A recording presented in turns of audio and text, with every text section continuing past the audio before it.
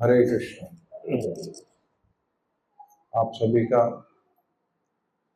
आज के इस सत्संग में हार्दिक स्वागत है।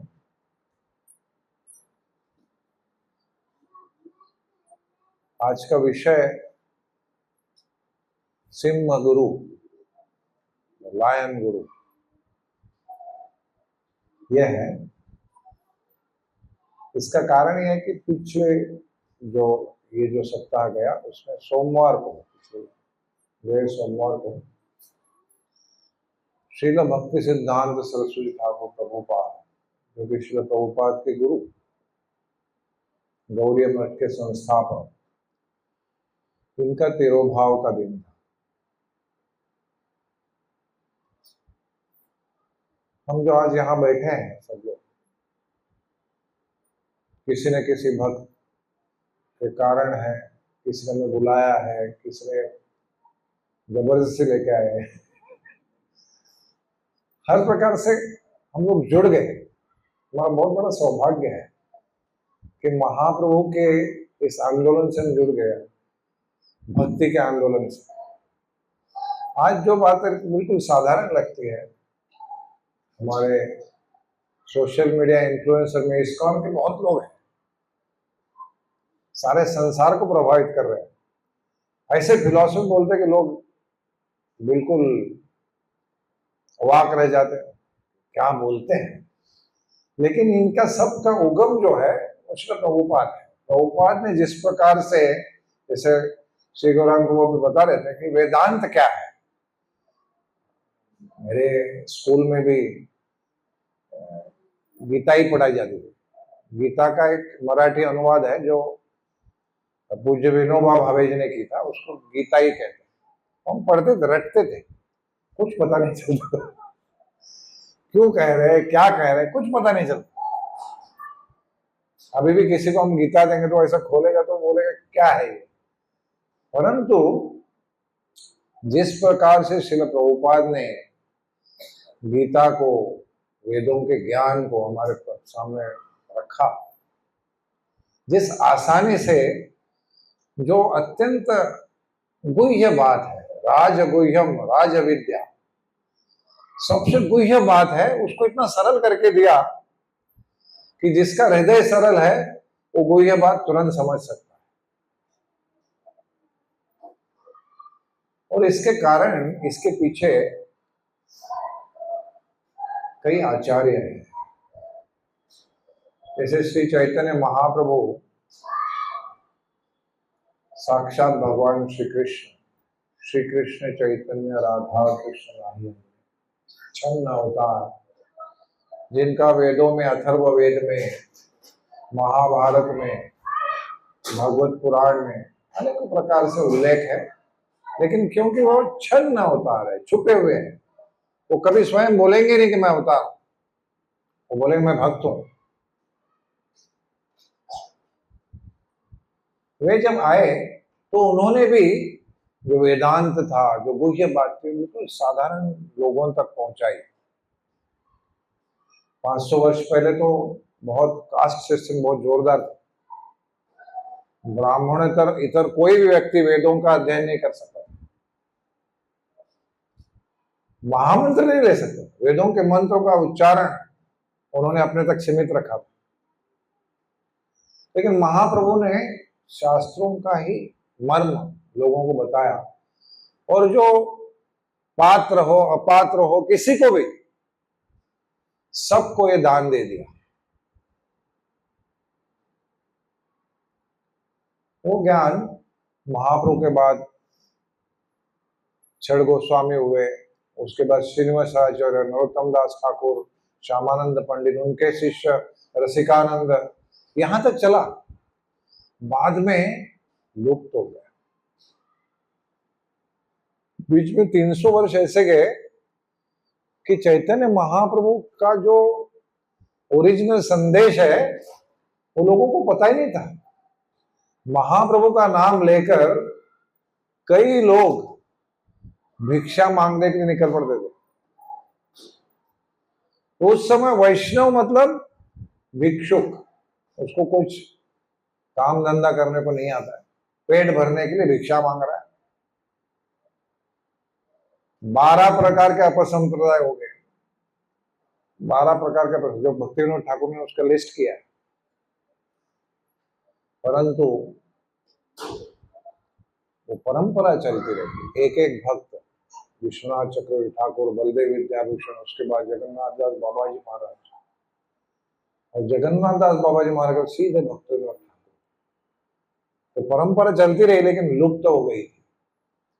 और फिर भक्ति विनोद ठाकुर, इन्होंने जिस प्रकार से वैष्णवता को एक उच्च पद पर लेके आए,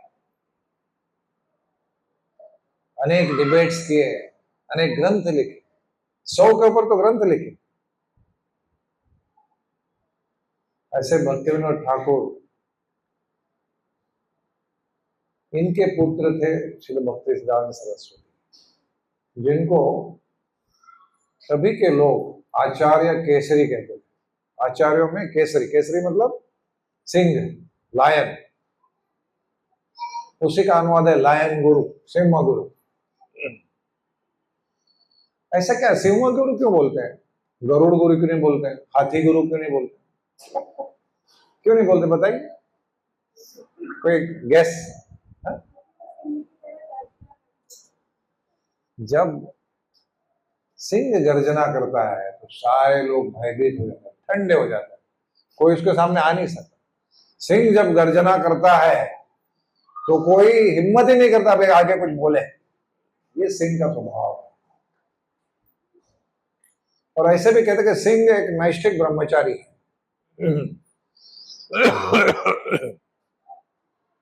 ये दोनों गुण भक्तिसिद्धांत सरस्वती में। तो आज हम जो भी समय मिलेगा 8:30 बजे तक, जहां तक हम पहुंचेंगे वहां रुक जाएंगे, आपको ज्यादा तकलीफ नहीं देंगे। मेरी कोई योग्यता नहीं कि भक्तिसिद्धांत सरस्वती के बारे में बोलूं, कुछ योग्यता मिले इसके लिए मैं बोल रहा हूं। अपने जो शुद्धिकरण होके कभी ना कोई कुछ योग्यता आए, कम से कम हरिनाम करने की योग्यता है, वैष्णव की सेवा करने की योग्यता है, इसके लिए हमें कहते और सुनते हैं।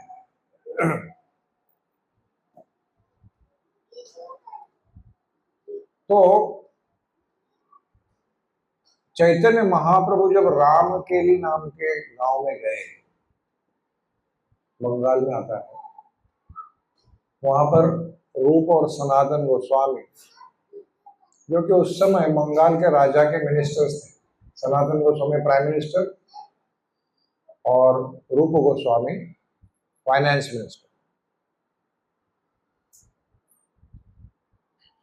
अभी उनके नाम थे शकर मलिक और डबीर खास। तो इन दोनों ने बहुत खत लिखे महाप्रभु को कि हमारा उद्धार कीजिए। तो महाप्रभु वहां गए। उनके उद्धार में हम जाएंगे नहीं, तो वो इतनी सुंदर कथा है कि हम उसी में उलझ जाएंगे। वो कथा को अगर प्रारंभ करेंगे तो उसी में उलझ जाएंगे, इतनी सुंदर कथा। कैसे वो रूप सनातन बने? तो रूप सनातन बनने के बाद जब वो वापस जा रहे थे, चैतन्य महाप्रभु वृंदावन की तरफ बढ़ रहे थे, तो रामकेली से आगे आकर वहां से गंगा बंगाल के में ईस्ट बंगाल बांग्लादेश की तरफ जाती है, और उसी गंगा को फिर पद्मावती कहते हैं। सो पद्मावती नदी के किनारे अचानक श्री चैतन्य महाप्रभु जोर जोर से बोलने लगे, हे नरोत्तम, हे नरोत्तम, हे नरोत्तम। तो सब लोग देख रहे हैं कहां कौन नरोत्तम है? कोई नरोत्तम था नहीं। सबने पूछा कौन है नरोत्तम? नरोत्तम का जन्म नहीं हुआ, नरोत्तम आएगा। और मेरे ही प्रेम को लेकर वो जन्मेगा। मैं उस प्रेम को इस नदी में छोड़ रहा हूं, पद्मावती में।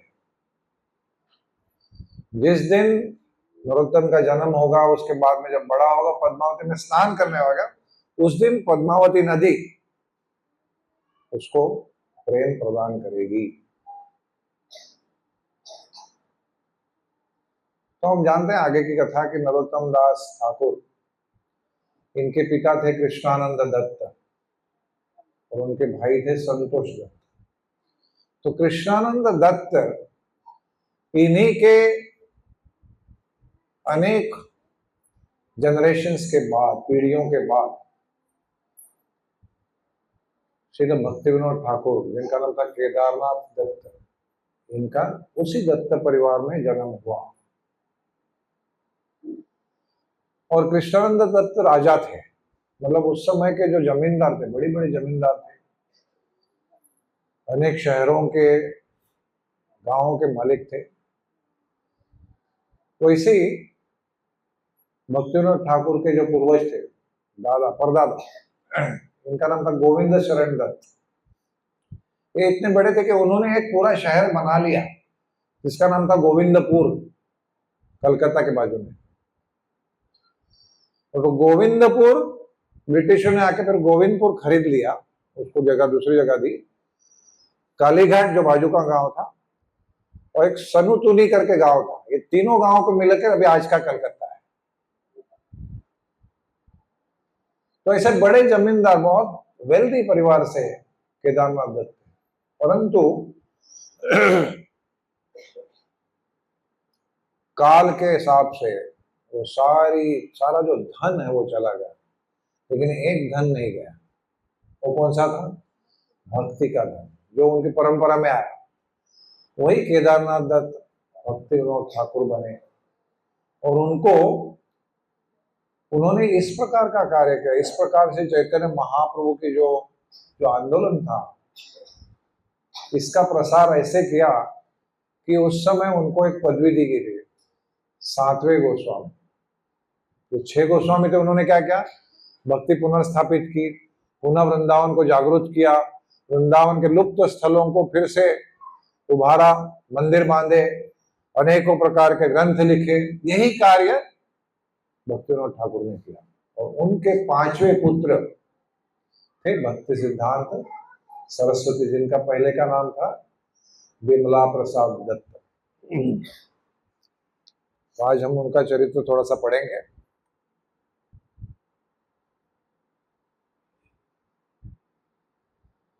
हम आज यहां तक जाने का प्रयास करेंगे कि विमला प्रसाद दत्त भक्ति सिद्धांत सरस्वती बनते हैं और 1922 में ऐसी भक्ति विधान स्वामी गोपाल उनको मिलते हैं। यहां तक जाने का प्रयास करेंगे आज की कथा में, जिसके कारण हम यहाँ बैठे हैं।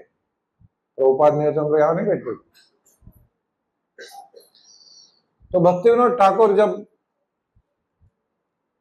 ग्रंथ लिख रहे थे, अनेकों संस्थाओं में जाकर, इनकी सभाओं में जाकर वैष्णव धर्म, क्योंकि उनके पास बहुत बड़ा चैलेंज था कि जो अपसंप्रदाय थे वही मान्यता प्राप्त थे।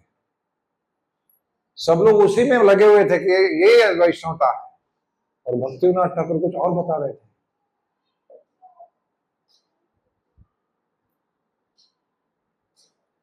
तो बार बार वो भगवान को प्रार्थना करते थे, हे भगवान, कम से कम आपका कोई अंश भेजो तो सही, मेरे से नहीं होगा ये, मैं ये कार्य नहीं कर पाऊंगा। इतने लोगों से जूझना, इतने अपसंप्रदाय को खत्म करना, और फिर से आपका जो सही वैष्णवता है उसको स्थापित करना, ये मेरे बस की बात नहीं है। मुझे एक ऐसा आपका अंश भेजिए जो कि मेरे कार्य में मदद करेगा। तो भक्ति विनोद ठाकुर ब्रिटिश राज में डेप्यूटी मैजिस्ट्रेट थे, जो कि कोई इंडियन हाईएस्ट पोस्ट तक जा सकता है, वहां तक पहुंच गए थे। यहां तक को राजा महाराजाओं को भी दंड करते थे, इनकी शक्ति थी। भक्ति विनोद ठाकुर के पास ऐसे पावर्स थे कि वो पुरी के राजा को भी दंडित कर सकते थे, और किया भी उन्होंने एक बार दंड।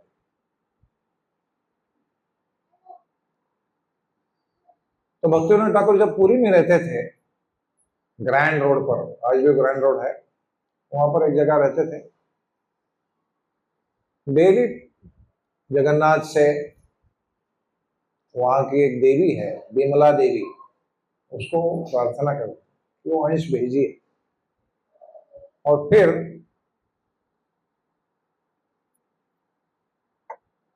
1874 में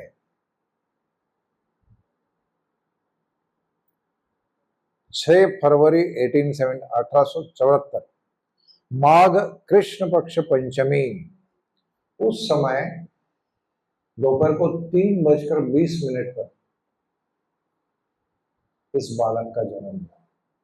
और जन्म होते ही एक बहुत ही विशिष्ट बात सबको पता चली कि इस बालक को जन्म से ही एक उपवित है, जनोई है। जो अम्बिलिकल कार्ड था वो इस प्रकार से आया था कि वो बिल्कुल जनोई की तरह आया था, तो उसमें महापुरुष के लक्षण है। बाद में एस्ट्रोलॉजर्स आए, उन्होंने सारे लक्षण देखे तो 36 लक्षणों के महापुरुषों के सारे लक्षण उस बालक में। जब बालक 5 महीने का हुआ तो उस समय रथ यात्रा हुई थी। तो रथ यात्रा में हम सब जानते हैं कि जगन्नाथ की मर्जी से रथ यात्रा चलती है। तो उस समय जगन्नाथ की रथ यात्रा आकर उन्हीं के घर के सामने रुक गई। 3 दिन तक रथ हिला नहीं, 3 दिन हो गए। तो लोग सोचे क्यों नहीं हिल रहे, अभी किसने ये योजना नहीं की है, बट हिल नहीं रहा है। तो भक्तिविनोद ठाकुर ने अपनी पत्नी माता भगवती, उनको कहा कि बालक को लेके जाइए, अच्छा अवसर है, संकीर्तन तो चल ही रहा था। बालक को सीधे जगन्नाथ के चरणों में रखा। जैसे चरणों में रखा, बालक ने तुरंत जाकर भगवान के चरणों को छू लिया, हाथ लगाया। ऐसे हाथ लगाते ही अपने आप ही भगवान के गले से माला निकली और सीधे बालक के ऊपर गिरी। तो सब लोग बहुत प्रसन्न हो गए, बहुत बहुत अच्छा लक्षण है। उसी दिन जगन्नाथ, 5 महीने का बालक तो हो गया, जगन्नाथ के महाप्रसाद से उसका अन्नप्राशन हुआ। और फिर उसी दिन जो एक विधि होती है जिसमें बालक को बीच में रखते हैं और अनाज रखते हैं, भागवतम रखते हैं, सोना रखते हैं, पैसा रखते हैं, सब रख के बालक की प्रवृत्ति को देखना चाहा। तो किसी विलंब से, बिना विलंब के विमला प्रसाद ने श्रीमद् भागवतम को पकड़ लिया। और इस प्रकार से शुरू से ही ये बालक सारे महापुरुषों के लक्षण लेके जन्मा। भक्तिविनोद ठाकुर समझ गए कि ऐसे लग रहा है कि मेरी प्रार्थना को स्वीकार किया गया है, जो अंश था भगवान को आ चुका है। और इसके कारण भक्तिविनोद ठाकुर विमला प्रसाद को बहुत ज्यादा ट्रेनिंग देते थे। बालक इतना बुद्धिमान था कि केवल 7 वर्ष की आयु में पूरी भगवत गीता कंठस्थ हो गई। यहां तक कि भगवत गीता पर पूरे एक्सप्लेनेशन दे पाता। छोटा सा बालक, 7 वर्ष का, और इस प्रकार की प्रखरता कि 4 वर्ष के आयु में एक बार, क्योंकि मैजिस्ट्रेट थे तो उनको बहुत सुंदर सुंदर आम उनको प्रेजेंट किए गए। तो भक्तिविनोद ठाकुर घर पे लेके आए, तो विमला प्रसाद ने जाकर एक आम उठा लिया और खा लिया। भक्तिविनोद ठाकुर ने उसको कहा कि अरे, भगवान को दिखाए बिना, भोग चढ़ाए बिना आपने आम खा लिया, बहुत बड़ा अपराध हो गया आपसे।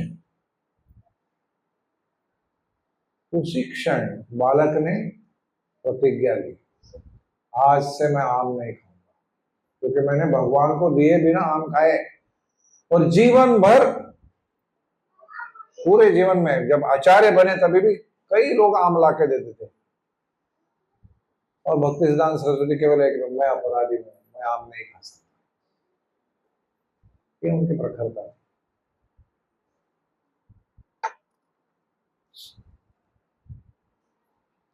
तो उनका नाम विमला प्रसाद, क्योंकि विमला देवी का प्रसाद करके उनको स्वीकारा गया तो बिमला प्रसाद रखा। उनको घर में बीनू भी बताते थे, पांचवा बच्चा इसलिए नाड़ा भी बोलते थे। ऐसे अनेकों नाम से उनको पहचाना था। बचपन में उनका सिर तो बहुत बड़ा था, शरीर के दूसरे हिस्से से सिर इतना बड़ा था कि एबनॉर्मली बिग, क्योंकि बुद्धि ऐसी थी। आप जानते हैं चर्चिल का दिमाग भी बहुत बड़ा था। Churchill has one of the biggest heads, large. वैसे भक्तिदान सरस्वती का सर भी बहुत बड़ा था, बाद में प्रोपोर्शन में आ गया।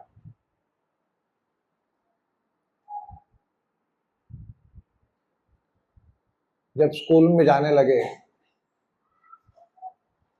तो इनके जैसा कोई जीनियस नहीं था। श्रील प्रभुपाद कहते थे कि he was the greatest genius of his time. और ऐसे केवल अपना गुरु है इसलिए नहीं, भक्तिदान सरस्वती ने 7 वर्ष में, 8 वर्ष में, 9 वर्ष में कभी कोई एक बार चीज पढ़ ली, कोई भी ग्रंथ एक बार पढ़ लिया, उसको फिर से पढ़ने की कभी आवश्यकता नहीं। 60 साल की उम्र में भी वो 7-8 साल में जो पढ़ा था उसको पेज नंबर के साथ वो बता सकते थे, ये पेज नंबर था, यहां पर ऐसा लिखा हुआ है। Photographic memory.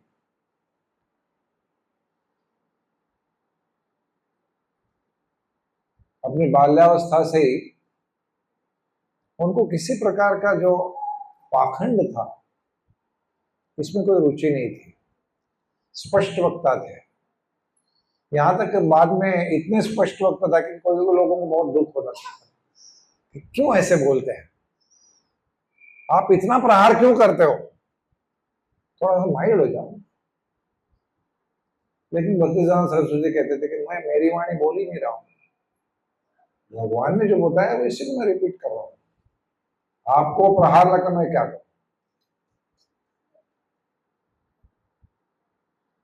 केवल 15 साल की उम्र में उन्होंने संस्कृत में सूर्य सिद्धांत नाम का ग्रंथ लिखा।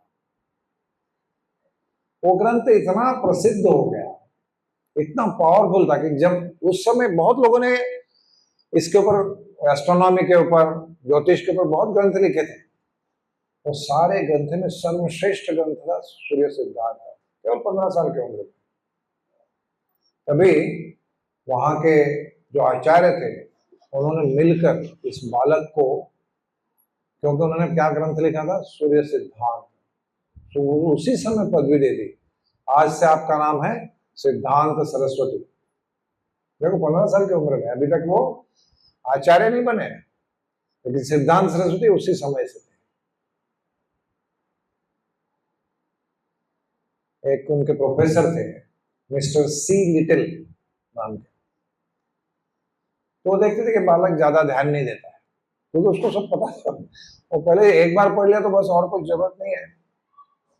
तो उन्होंने एक बार सारे बच्चों को अचानक प्रश्न पूछा बाइबल के ऊपर,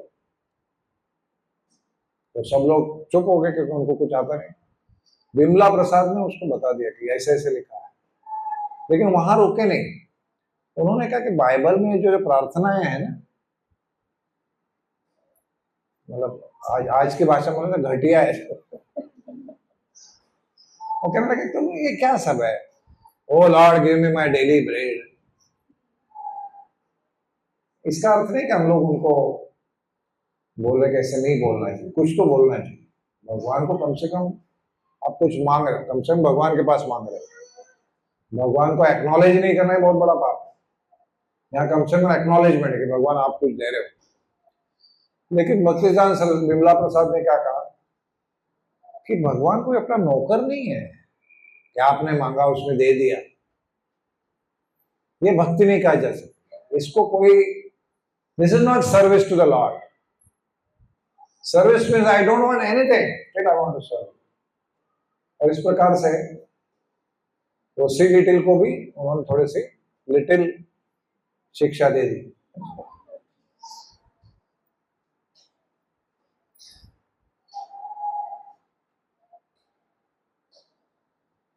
अभी और एक विचित्र बात होगी, क्योंकि ये संस्कृत में ऐसे जबरदस्त स्कॉलर थे कि वहां के जो बड़े बड़े संस्कृत के विद्वान थे, एक संस्कृत कॉलेज ही था, उन्होंने पहले ही उनको बता दिया कि जैसे आप ग्रेजुएट हो जाओगे, you will become the professor of Sanskrit, HOD, head of the department. पहले से भक्तिसिद्धांत सरस्वती ने क्या किया, विमला प्रसाद ने क्या किया, कोर्स ही कंप्लीट नहीं किया, छोड़ दिया उन्होंने। बोला मैं अगर ये कोर्स कंप्लीट करूंगा तो मुझे नौकरी मिल जाएगी, नौकरी मिलने से मुझे और संस्कृत पढ़ना पड़ेगा, फिर महाप्रभु का कार्य कौन करेगा। वो खुद लिखता है ऐसे, इसलिए मैंने छोड़ दिया और मैंने कोई ऑनेस्ट मीन से मैंने कोई आमदनी का प्रयास किया। तो क्या प्रयास था, एक त्रिपुरा के राजा थे, उस राजा के पास भक्तिविनोद ठाकुर को बुलाया गया प्रवचन देने के लिए। तो भक्तिविनोद ठाकुर गए, पूरे राज परिवार को, वहां के समाज को वैष्णव सिद्धांतों के ऊपर बहुत अच्छे अच्छे प्रवचन किए। और तब राजा ने कहा कि तुम्हारा ये जो पुत्र है विमला प्रसाद, इसको त्रिपुरा जो राज्य है उसका सेक्रेटरी मैं बनाना चाहता हूँ। तो भक्तिसिद्धांत सरस्वती तैयार हो गए और उन्होंने 1895 to 1905 मतलब 10 साल तक ये कार्य किया। ऐसे नहीं कि वहां रहे हो, लेकिन जहां पर भी रहते थे वो पूरा सब कुछ देखभाल कर इतने शार्प थे, बहुत सारे रिफॉर्म्स लाए गए, राजा बहुत खुश थे। लेकिन बाद में उनको पता चला कि ये भी कितने भी सुधार हो, ये लोग उसी दिशा में बार बार जाते हैं, तो इनको सुधारने का प्रयास करने में कोई मतलब नहीं, महाप्रभु की सेवा में लगना चाहिए और तीव्रता से लगना चाहिए। इस प्रकार से वे फिर अपने मायापुर और कलकत्ता और गोद्रुम द्वीप इन निवास स्थानों पर आए। 1898 में 1898 उन्होंने श्री गौर किशोरदास बाबा जी महाराज जी से दीक्षा ली। ये भी बहुत सुंदर प्रसंग है। गौर किशोरदास बाबा जी महाराज पहले राधाकुंड में रहते थे वृंदावन, और बाद में नवद्वीप आ गए। विरक्त बाबा थे, उत्तमाधिकारी थे, उनकी क्रियाओं का, उनका जो बोलना था किसी को समझ में नहीं आता। लोग उनको तंग करते थे, आशीर्वाद आशीर्वाद आशीर्वाद। तो साधुओं के पास लोग क्यों जाते हैं, महाराज आशीर्वाद दो ताकि मेरी नौकरी में प्रमोशन मिले, महाराज आशीर्वाद दो मेरी हेल्थ ठीक हो जाए, महाराज आशीर्वाद दो मेरी लड़की की शादी हो जाए, जो भी है यही मांगते हैं। तो इतने विचित्र थे कि इन्होंने एक बार कई महीनों तक तो एक टॉयलेट में रहे। क्यों? क्योंकि जानते टॉयलेट में कोई नहीं आएगा, आशीर्वाद मांगने के टॉयलेट में नहीं आएंगे।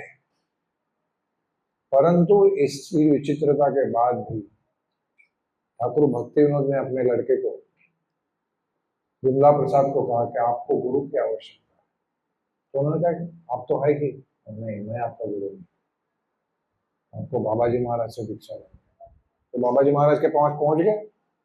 बाबा जी महाराज ने कहा मैं किसी को दीक्षा नहीं देता, मैंने एक शिष्य किया था वो अच्छा निकला नहीं, उसने छोड़ के अपना फिर से पुराने जो आदतें हैं उसमें चला गया, मैं भी किसी को दीक्षा नहीं दूंगा। नहीं नहीं नहीं आप दीजिए, मेरे पिताजी ने कहा है और आपके बिना मेरा जीवन अधूरा है, मैंने आपको पहले से गुरु मान लिया है। बहुत पुश करने पर बोले ठीक है महाप्रभु से पूछ लूंगा। तो कुछ दिन के बाद गए, मुझे दीक्षा दीजिए, तो महाप्रभु से पूछा नहीं है, भूल गया। फिर गए, महाप्रभु से पूछा, लेकिन उन्होंने कुछ ऐसे बताया नहीं कि आप दीक्षा दो। ऐसे जब सुना तो विमला प्रसाद रोने लगे, कहने लगे अगर आप मुझे दीक्षा नहीं देंगे तो मैं जीकर क्या करूंगा, मेरे जीना जो व्यर्थ है, सो मैं आत्महत्या कर सकता हूँ, क्योंकि मैंने पहले से आपको गुरु करके स्वीकार किया, आप मुझे स्वीकार नहीं कर रहे। तब उसका निर्धार देकर उसने कहा ठीक है, गंगा में स्नान करके आएगा, मैं दीक्षा दूंगा, और दीक्षा दे दी। और फिर उनको नाम दिया, क्या नाम दिया? हाँ, इसको मालूम, लोग आते हैं ना, श्री वार्ष भानवी। हाँ, क्या? एक बार मैं वापस याद कर रहा हूँ। नमा ओम विष्णु पदाय कृष्ण श्री वार्ष भानवी देवी दायिकाय। श्री वार्ष भानवी देवी दायिका। वार्ष भानवी देवी कौन है? हाँ? वर्षभानु की वृषभानु की पुत्री वर्षभानु राधा रानी है, उनका दाई, उनका सेवक, इस प्रकार से नाम दिया। और इसके बाद उन्होंने 3 इंस्ट्रक्शन दिए उनको, बहुत समय के बेद पे। क्या क्या थे? कभी शिष्य नहीं करना है। क्या कहा उनको? पहला instruction, don't take any disciples, don't associate with माया,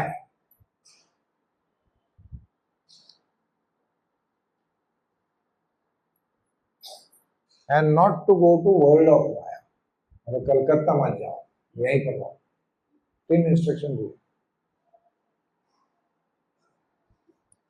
अभी ये इंस्ट्रक्शन के गुरु से मिले हैं। भक्ति विनोद ठाकुर ने और इंस्ट्रक्शंस दिए। उन्होंने कहा, कहा गया उनके इंस्ट्रक्शन भी बोले। हाँ, उन्होंने कहा 4 चीजें करो, इन्होंने 3 बोले, वो 4 बोले। उन्होंने कहा दैव वर्णाश्रम की स्थापना करो, शुद्ध भक्ति का प्रचार करो, श्रीधाम मायापुर को जागृत करो, और वैष्णव जो ग्रंथ है उनको वितरित करो। अब ये दोनों को उनको करना है, एक साथ करना है। आगे हम देखेंगे कैसे उन्होंने किया।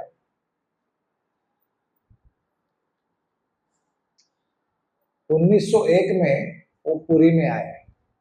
ये बहुत थोड़ा सा अच्छा प्रसंग है, जो कि हमें सिद्धांत के तौर से देखना चाहिए उसको। पुरी में आए भक्ति विनोद ठाकुर के साथ, और दोनों ने तय कर लिया कि यहीं पर रहकर भजन करेंगे। भक्ति विनोद ठाकुर भी रहने लगे और भक्तिदान सरस्वती भी रहने लगे।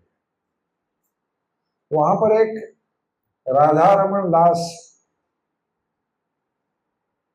रमन चरण दास ब्रह्मचारी बाबा जी वो रहते थे हरिदास ठाकुर की समाधि के बाजू। वहीं पर इनका भजन कुटीर था। वो आते जाते थे, भक्ति विनोद ठाकुर से बातें करते थे। परंतु कुछ समय बाद इस बाबा जी ने एक नया मंत्र निकाला, निताय गौर राधेश्याम हरे कृष्ण हरे राम। सुना है किसी ने? आप जगन्नाथपुर में जाएंगे, बहुत लोग गाते हैं इसको, निताय गौर राधेश्याम हरे कृष्ण हरे राम। तो इसके ऊपर भक्तिदान सरस्वती विमला प्रसाद ऐसे ही थे कि शास्त्रों के आधार पर पूछने तो उसको तुरंत खंडित कर, तो उनको बहुत जोर से खंडन किया, लोगों को प्रचार किया कि ये सही नहीं है। लेकिन बाबा जी का महत्व तो बहुत बड़ा था, तो बाबा जी के साथ इनके विवाद होने लगे। तभी भक्ति विनोद ठाकुर ने कहा कि भाई ये भजन की स्थली है, यहाँ पर विवाद मत करो, आप चले जाओ, फिर से मायापुर चले जाओ। इस प्रकार से मैं मायापुर आया।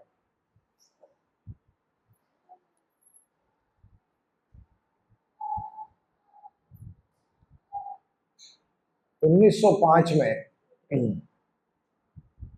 एक मिनट,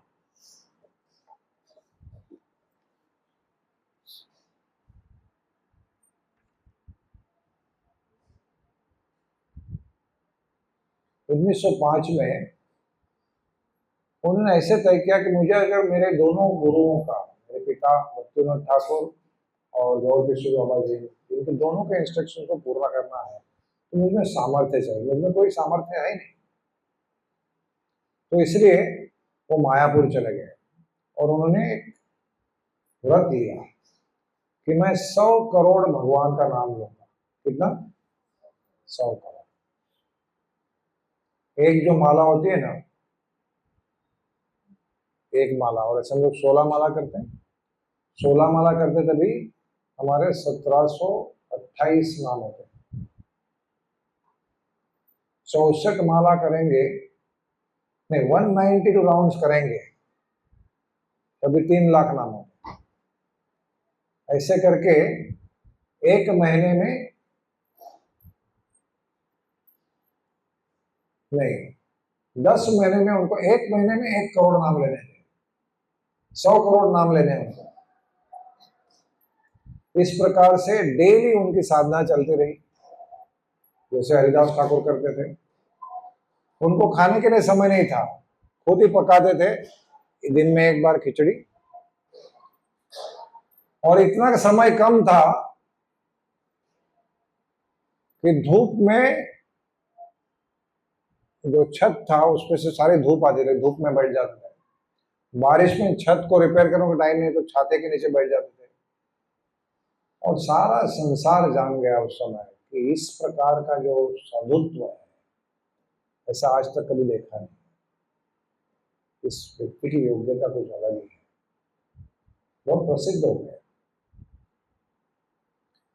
और उसके बाद 1914 और 1915, 2 साल में, पहले भक्तिविनोद ठाकुर चले गए 1914, 1915 में गौर किशोर बाबा जी महाराज चले गए।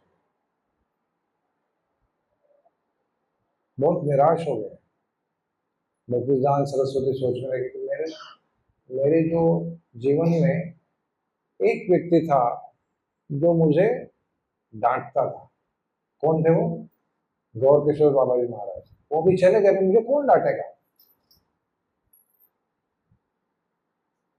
तो बहुत खिन्न अवस्था में मायापुर में जाकर बहुत दिन तक उन्होंने बहुत तीव्र भजन किया। और तीव्र भजन के बाद एक दिन रात को सपने में, सपना था, एक रिविलेशन था, रियलाइजेशन था।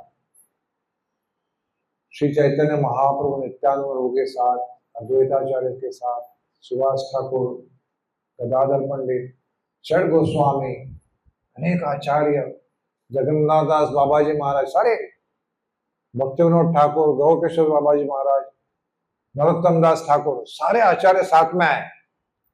उनको कहा आप चिंता मत करिए, हम साथ में, आप जाइए प्रचार करिए। तो इतने दिन खिन्न अवस्था में जो बैठे थे, रोनी वाली सूरत लेकर, तो उनके जो मित्र परिवार, उनके शिष्य जैसे ही थे, अभी तक गुरु नहीं बने अभी तक। तो उन्होंने देखा रे आज इनका चेहरा बहुत प्रफुल्लित है। तो उन्होंने पूछा क्या कारण है? तो उन्होंने बताया ऐसे ऐसे कल रात को मेरे साथ एक घटना हुई है। और फिर उसी दिन, उस समय के बाद जो गौर पूर्णिमा आई, उस गौर पूर्णिमा का दिन श्री भक्तिदान सरस्वती ने संन्यास ले लिया। ये कभी की बात है।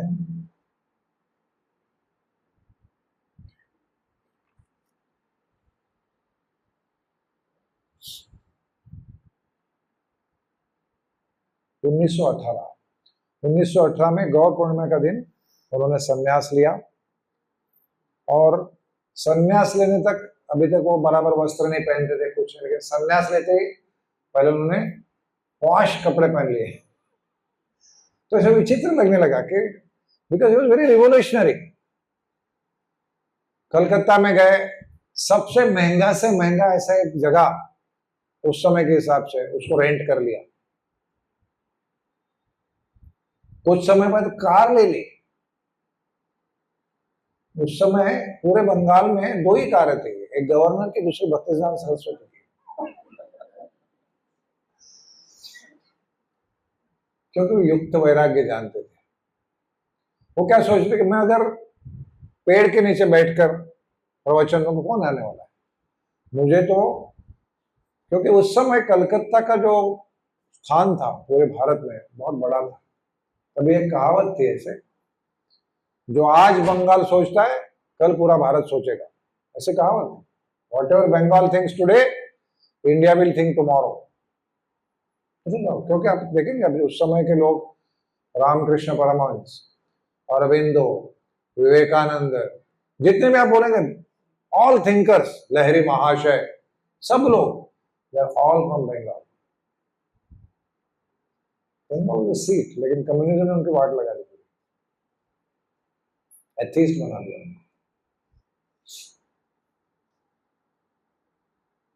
तो इस प्रकार से उन्होंने गौड़ीय मठ की स्थापना की। 10 मिनट है, हम प्रभुपाद की मीटिंग तक जाने के पहले आपको एक बहुत सुंदर उनका जो स्वभाव था, उनका जो पांडित्य था, उनके शास्त्रों का जो अध्ययन था, जो वैष्णवता की समझ थी, वो कितनी गहरी थी, इसका प्रमाण देने के लिए एक आपको इंसिडेंट बताता हूं।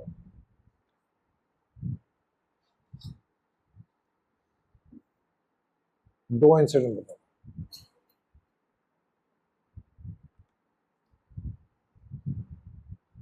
एक ऐसा समय आया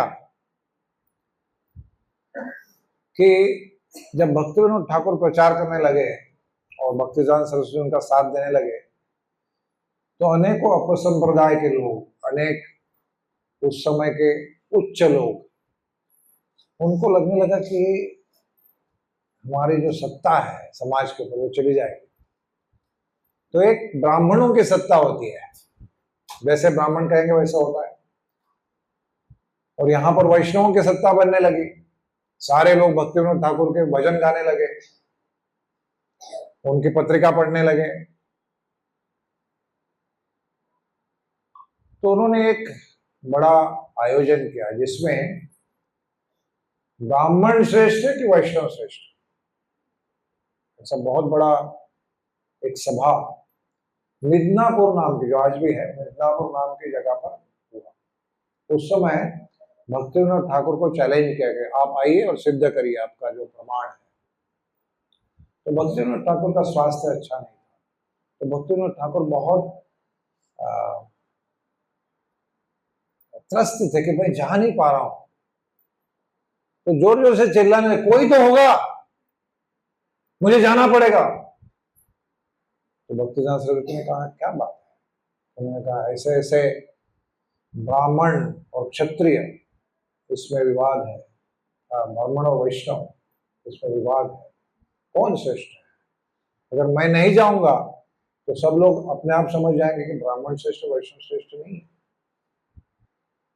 तो भक्तिदान सरस्वती ने कहा क्या मैं जा सकता हूँ? तो आशीर्वाद दिया।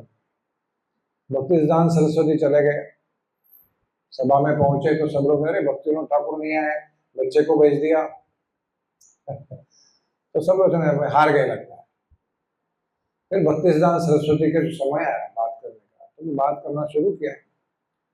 तो अनेकों ग्रंथों से, जिनका किसी को, जो सभा में बैठते थे, जो व्यासपीठ पे बैठते थे, जो कि डिबेट करने के लिए आए थे, उनको भी ऐसे ग्रंथ मालूम नहीं थे। ऐसे ग्रंथों से उन्होंने जो श्लोक निकाले और कई मिनटों तक वो ब्राह्मणों की प्रशंसा करने लगे कि ब्राह्मण ऐसे हैं कि जिनको साक्षात भगवान प्रणाम करते हैं, ब्राह्मणों के मुख से भगवान खाते हैं, ब्राह्मण ही समाज के लीडर है, ब्राह्मण नहीं है तो भगवान भी नहीं है, यहां तक बोल दिया। तो सब लोग किसके पक्ष में आए हैं? ब्राह्मण के पक्ष में, वैष्णव के पक्ष में आए? किसी को पता नहीं चला था। ब्राह्मण वो तालियां बजा रहे जोर जोर से, जो ब्राह्मण के साइड में थे बहुत जोर जोर से तालियां बजा रहे।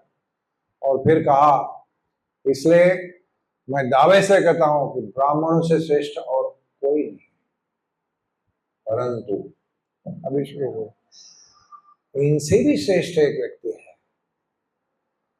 जो है वैष्णव। फिर वैष्णव के बारे में बताया, लेकिन इतनी इतनी चतुरता से सारी बातें सामने रखी कि सभा के अंत में ब्राह्मण भी प्रसन्न थे, वैष्णव भी प्रसन्न थे, और सब लोग समझ गए वैष्णव महान है। ब्राह्मण भी महान है, लेकिन वैष्णव अत्यंत महान है। और जब सभा समाप्त हो गए तो सारे लोग, बहुत भीड़ थी, सब लोग आकर उनके पैर छूने के लिए आए। भक्तिसिद्धांत सरस्वती छोटे से यंग लड़का है, तो नहीं नहीं पैर नहीं छू सकता, नहीं नहीं हमको पैर छूना है। फिर इतनी भीड़ हो गई, वहां के गार्ड्स ने क्या किया, उनको वहां से हटाया, उनके पैर एक बकेट में डाले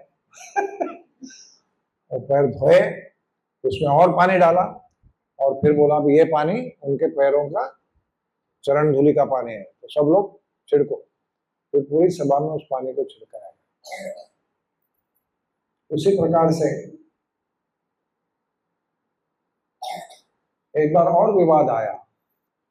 कोई लोग वो चैतन्य महाप्रभु की भगवत्ता को नहीं मानते थे। उन्होंने चैलेंज किया कि तुम भगवान चैतन्य महाप्रभु भगवान कैसे? वो खुद बोलते मैं भक्त हूं, आप भगवान को बोलते हैं। तो उसके पर भी श्रील भक्तिसिद्धांत सरस्वती ने बहुत अध्ययन के साथ अनेकों शास्त्रों का आधार है, जो आज भी हमारे पास पुस्तिका है, इतनी बड़ी पुस्तिका है, चैतन्य महाप्रभु के आविर्भाव के शास्त्रों का आधार है। अनेकों पुराणों से, अथर्ववेद से, महाभारत से, भागवतम से, और इस प्रकार से जो आज हम इतने आसानी से करते हैं, श्री चैतन्य महाप्रभु जो सुप्रीम पर्सनल गॉड है, ये भक्तिसिद्धांत सरस्वती, भक्तिविनोद ठाकुर, इनके आधार पर इन्होंने जिस प्रकार से शास्त्रों का अध्ययन किया, जिस प्रकार से शास्त्र हमारे सामने रखे, उसके कारण आज हम कर पाए।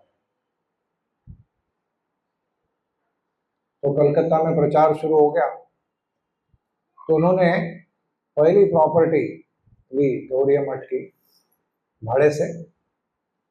वो थी एक बिल्डिंग, 2 माले की एक बिल्डिंग थी, जिसका नाम, जिसके जो थी आज भी है, वो उल्टा डंगा जंक्शन रोड, 1 उल्टा डंगा जंक्शन रोड, ये बिल्डिंग, उसका नाम ही ऐसा है। वहां पर भक्ति विनोद आसन ऐसा नाम दिया उनको, उस घर को नाम क्या दिया, भक्ति विनोद आसन।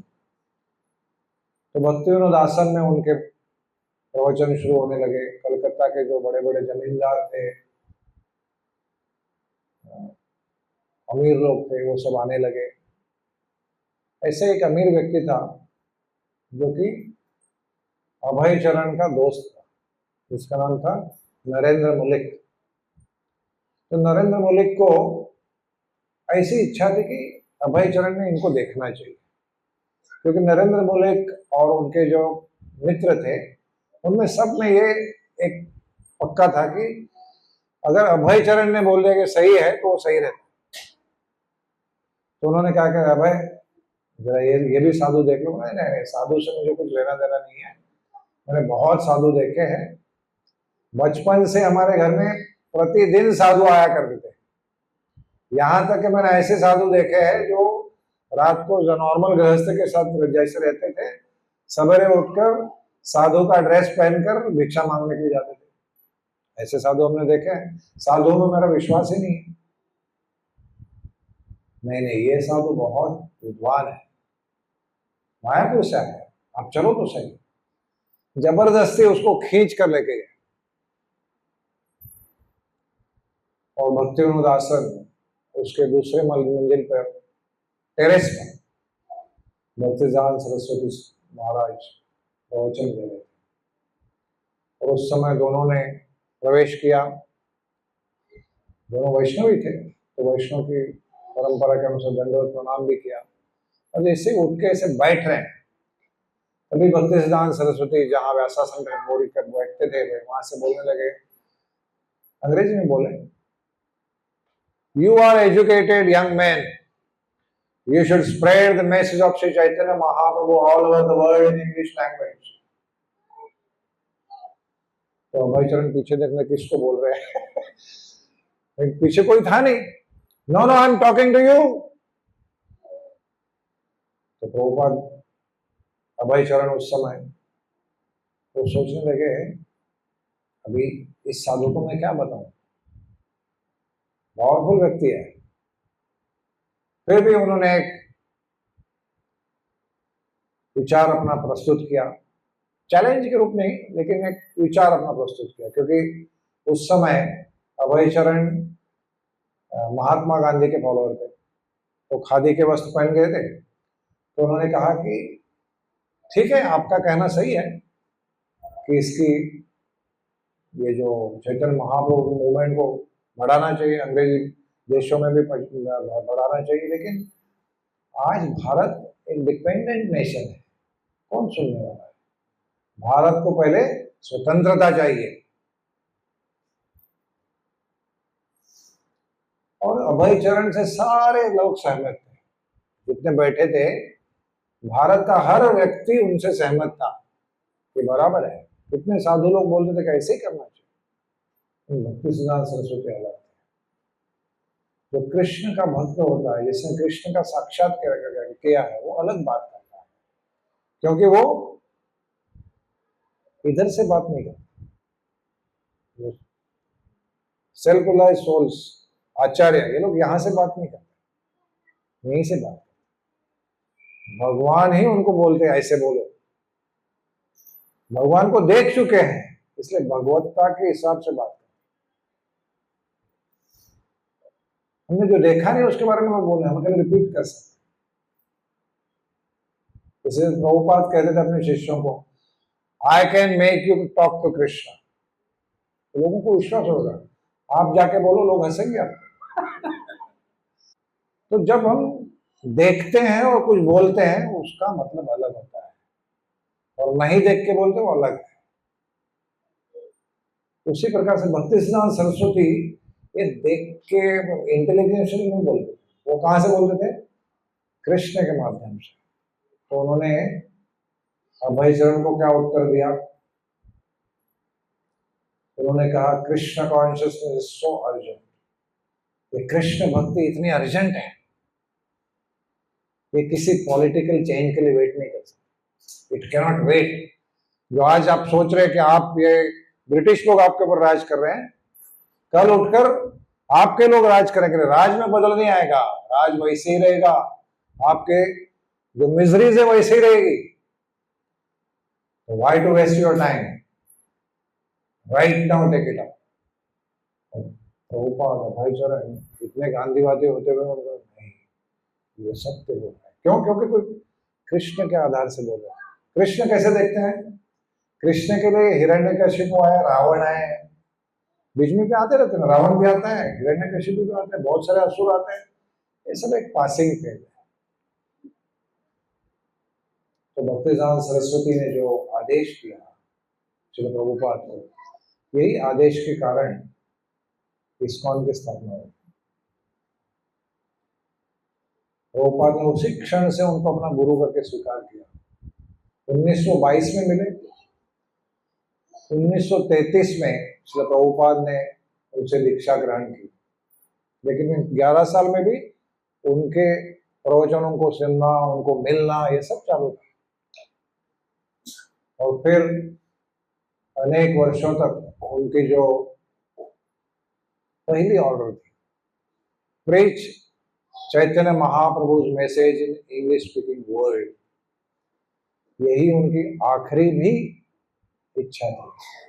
जब भक्ति सिद्धांत सरस्वती के अंतिम दिन आए, उसके पहले श्री प्रभुपाद ने खत लिखा उनको, मेरे लिए क्या आज्ञा है?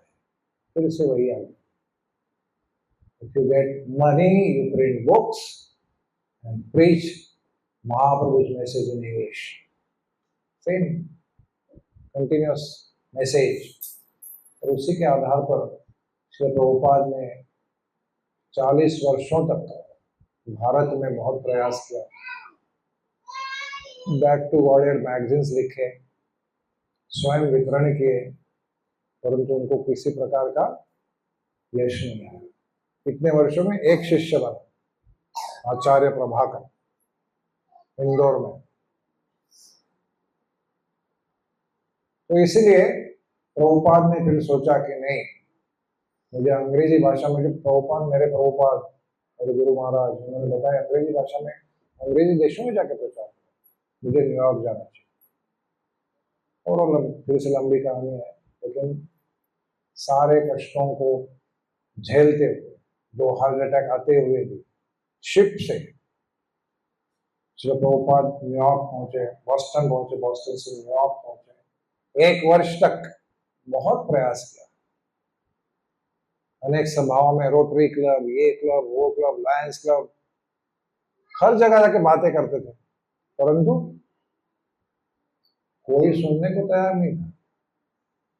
तो प्रभुपाद ने ऐसे नहीं सोचा कि अरे छोड़ दो अभी, वो क्या सोचे, नहीं मेरे गुरु मेरे साथ है। और फिर 1 वर्ष के बाद सारे शिष्य, एक एक युवा लोग आने लगे, और उन्हीं से अंतर्राष्ट्रीय कृष्ण भावनामृत संघ स्थापन हुआ। श्री प्रभुपाद बार बार अपने शिष्यों को यही कहते थे कि ये मूवमेंट भक्तिसिद्धांत सरस्वती का मूवमेंट है, आप सब लोग उनके भेजे हुए हो, आप मेरे गुरु के आश्रय में हो, मैं आपका सेवक हूँ। भक्तिसिद्धांत सरस्वती भी, उनको क्या शिक्षा मिली थी अपने गुरु से, डोंट मेक एनी डिसाइपल्स। इसलिए जब शिष्य लिए तो उनको क्या कहते थे, आई एम योर सर्वेंट, दासोस्मि। जब भक्तिसिद्धांत सरस्वती को दंडवत प्रणाम करते, दासोस्मि, तो मैं आपका दास हूं, मेरे गुरु के आप शिष्य हैं। On behalf of my guru I am giving diksha. Don't go to Calcutta, बताया था ना, लेकिन कलकत्ता में पहला गौड़ी मठ बनाया, क्यों? शास्त्रों के आधार पर। वो गौड़ी मठ कलकत्ता में नहीं था, कहाँ था? वैकुंठ में था। It is part of Vaikuntha. Wherever there is Krishna's name, कोई भी मंदिर में कृष्ण का नाम, कृष्ण की सेवा चलती है, वो वैकुंठ है। तो इस प्रकार से भक्तिसिद्धांत सरस्वती के कारण श्री प्रभुपाद ने अंतर्राष्ट्रीय कृष्ण भावनामृत संघ को सारे संसार में स्थापित किया। एक प्रकार का चमत्कार हुआ कि 10 वर्षों में 108 मंदिर किसी ने आज तक बनाए। हर 1.5 महीने में एक मंदिर कौन बना सकता है? लोग सालों साल, कभी 20 साल, टेम्पल ऑफ वैदिक प्लैनेटरी बन रहा है, 25 साल हो गए बन रहा है। यहाँ अकेले प्रभुपाद हर जगह, कहीं तो जाते भी नहीं थे, मंदिर बन जाता। कहीं पर मूर्तियां रखते थे और मूर्ति को कहते थे take care of yourself. हाँ, लिटरली। ऑस्ट्रेलिया में उन्होंने राधा गोपीनाथ की स्थापना की, तो वहां भक्त थे, वो 3-4 दिन पहले आए थे, उनको दीक्षा दी, ब्राह्मण दीक्षा भी दी, और फिर जाते समय प्रभुपाद ने कहा, my dear lord, I am handing you over to this disciples who were lectures till yesterday, now please manage yourself. आज भी मैनेज है, राधा गोपीनाथ आज भी है वहां। दिस इज प्रभुपाद की शक्ति है, यही भक्तिसिद्धांत सरस्वती की शक्ति है। तो इस प्रकार से भक्तिसिद्धांत सरस्वती इस संसार से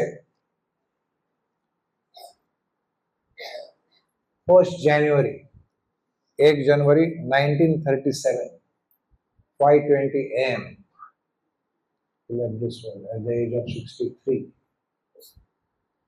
जाते समय 3-4 दिन पहले लास्ट इंस्ट्रक्शंस अपने शिष्यों को दिए, और मैं आपको पढ़ के बताऊं, हमारे लिए भी वो इंस्ट्रक्शंस इंपॉर्टेंट है, क्योंकि भक्तिसिद्धांत सरस्वती के इंस्ट्रक्शन है, जो प्रभुपाद के instruction, we are following the parampara. अंग्रेजी में बताऊंगा, जैसे अंग्रेजी में उन्होंने बताया, और वो अंग्रेजी में प्रचार करते थे, याद रखना, ऐसा नहीं बंगाली में नहीं करते। क्यों? आज भी बहुत सारे मंदिर इस्कॉन के अंग्रेजी में प्रचार करते हैं। क्यों करते हैं? क्योंकि आज के जो युवा है, आज की जो जनता है, वो अंग्रेजी में सोचती है, अंग्रेजी उनको फट करके समझ में आती है।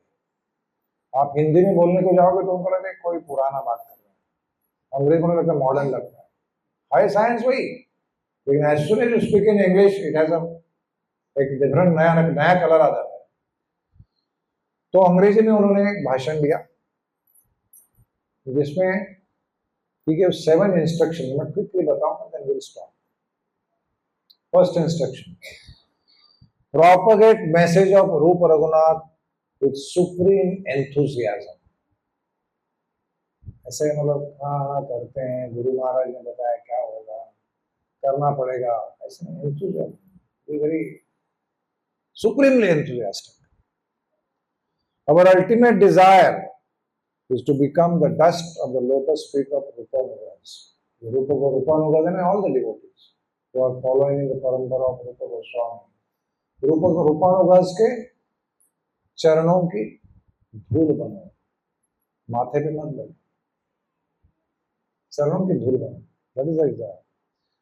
रिमेन यूनाइटेड इन सर्विंग और आश्रय विग्रह, आश्रय विग्रह नहीं जिसको हम आश्रय देते, Guru Shrimati Radha Rani. In this temporary world live only for Hari bhajan. अगर यहाँ रह रहे हो तो क्यों रह रहे हो आप लोग? Only for Hari Bhajan. There is no other reason. Why should we live here? In spite of dangers, criticism and discomforts, never give up Hari Bhajan. कितने भी challenges आएंगे, personal आएंगे, public से आएंगे, never give up Hari Bhajan। और एक बहुत बात कही उन्होंने कि don't be disappointed that most people in this world are not accepting Krishna Seva। Don't worry, हम लाखों में एक है, लाखों में एक है, बहुत इंपॉर्टेंट लोग हैं। With humility like straw and tolerance like a tree, continuously perform kirtan। These are his wonderful 7 parting instructions to his disciples, which are meant for us also। Hare Krishna, Krishna Krishna, Hare Hare, Hare Ram, Ram। भक्ति साहब सरस्वती कितने revolutionary थे, इसका एक आपको वाक्य बना बोलने का रह गया। What was his revolutionary idea? और ये रिवोल्यूशनरी जो उनका मूड है वो प्रभुपाद में भी था।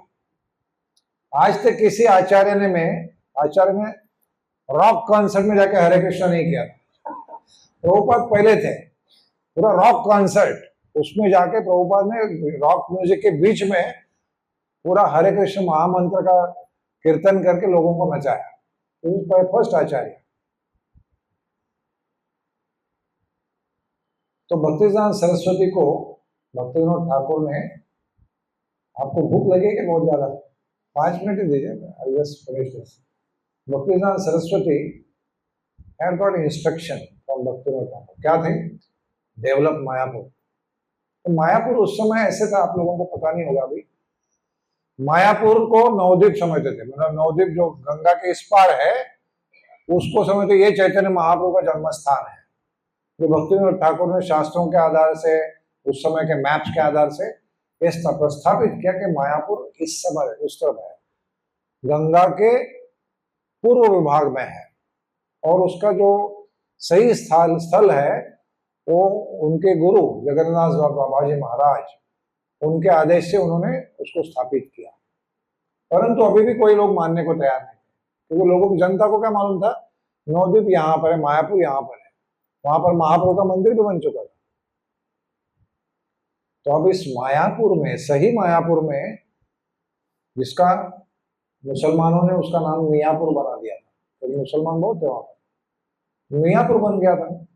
तो मियापुर को मायापुर बनाने के लिए भक्तिदान सरस्वती हमेशा बड़ा सोचते थे। उन्होंने क्या किया? बंगाल के गवर्नर को बुलाया। बंगाल का गवर्नर के किसी गांव में, बिल्कुल जिसको कोई पहचानता नहीं, कोई जानता भी नहीं होगा गांव कहाँ है, वहां पर बंगाल के गवर्नर को बुलाया। तो गवर्नर को बुलाते ही क्या हो गया? गवर्नर ने पहला रोड बनवा दिया, क्योंकि गवर्नर है उसको गो बाय कार, सो पूरा रोड बना दिया। भक्ति सिद्धांत सरस्वती ने रोड बना दिया, जिसका आज भी नाम है भक्ति सिद्धांत रोड। और फिर बहुत बड़ा आयोजन हुआ, सारे न्यूज़पेपर्स, बड़े बड़े जो आचार्य थे, बाबा जी लोग, सबको बुलाया गया। परंतु गवर्नर आने के लिए एक प्रॉब्लम था। गवर्नर आएगा तो खाएगा क्या, पिएगा क्या? तो गवर्नर क्या खाता था? मांस। पीता क्या था? दारू। तो भक्तिसिद्धांत सरस्वती ने क्या किया? No problem.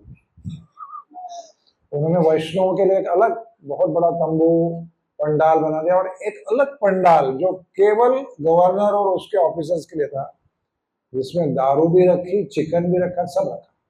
वो खा के चले गए।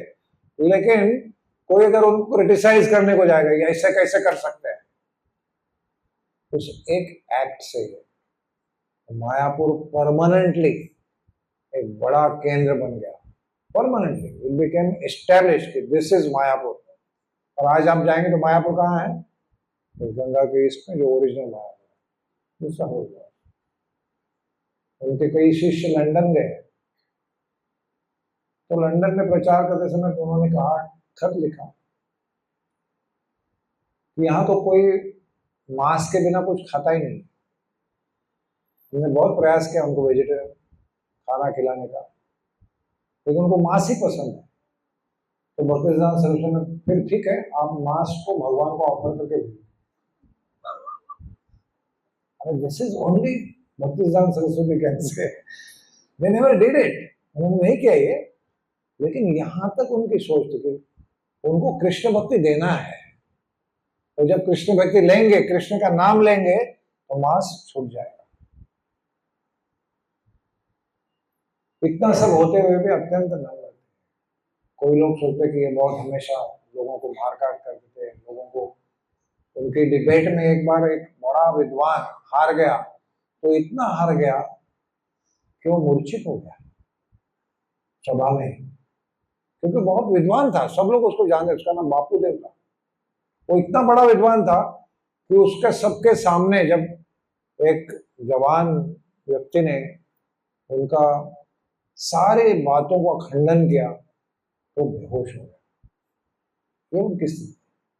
लेकिन इसके बावजूद अत्यंत नम्र भी थे। अपने भक्तों को हमेशा, अपने शिष्यों को अपने गुरु जैसे मानते। उनके गुरु गौरकिशोर बाबा जी महाराज, किसी ने कोई प्रश्न पूछा शास्त्रों से, तो कहते थे मेरे गुरु को जाके पूछो। तो उनके गुरु कौन थे? वो गुरु नहीं थे, वो कहते थे मेरा शिष्य जो है ना, भक्तिसिद्धांत सरस्वती, वही मेरा गुरु है। दिस इज आचार्य। आचार्य लोग कभी भी इसी नम्र अवस्था, दास दास दास, इसी प्रकार से भक्तिसिद्धांत सरस्वती भी सबके सामने दास की प्रवृत्ति में रहती। अंतिम स्थान में भी, अंतिम समय में भी उन्होंने यही कहा कि मैं जो जिस प्रकार से बोलता हूँ, इसका कारण एकमात्र था कि उनको सफरिंग ना हो, वो कृष्ण की सेवा में आ जाए, इसलिए मैं उनको आईना दिखाता। तो ऐसे श्री भक्तिसिद्धांत सरस्वती को हम, हमारे वो परदादा गुरु है, गुरु के गुरु के गुरु है।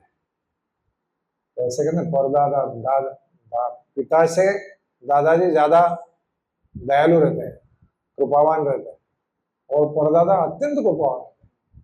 तो उनको हम आज के दिन प्रार्थना कर सकते हैं कि जो आपकी प्रवृत्ति है, इतने उत्साह से, उनका वर्णन ऐसे कहते हैं कि इनके हृदय में एक वोल्केनो था, ऐसा मतलब volcano, continuous volcano of Krishna prem. वो वोल्केनो ऐसा कहीं पर भी इनको उभर आ जाता था, धड़ाधड़ बोलते। उन्होंने एक ये निकाला, पत्रिका निकाला, सज्जन तोषणी, नहीं सज्जन तोषणी नाम नहीं था, दूसरा कुछ नाम था, वैकुंठ पत्रिका समझो। तो शिष्यों ने कहा कि इतना इसको वीकली बनाए, मंथली बनाए, फोर्टनाइटली बनाए, और डेली। बोले क्या लिखेंगे?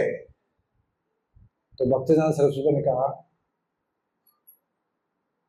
वैकुंठ जगत में एक क्षण में जो होता है ना, वहां युगों युगों तक होता है।